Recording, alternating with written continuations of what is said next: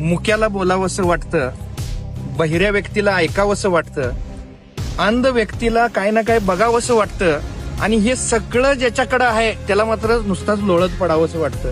काय आश्चर्य आहे मित्रांनो.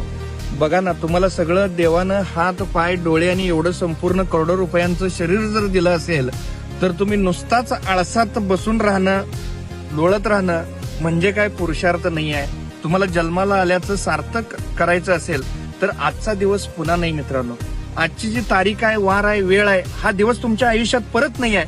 म्हणून तुम्ही ध्येय ठरवा आणि लगेच आज आत्ता ताबडतोब कामाला लागा, तरच तुम्ही एक चांगलं आनंदी आयुष्य जगू शकता.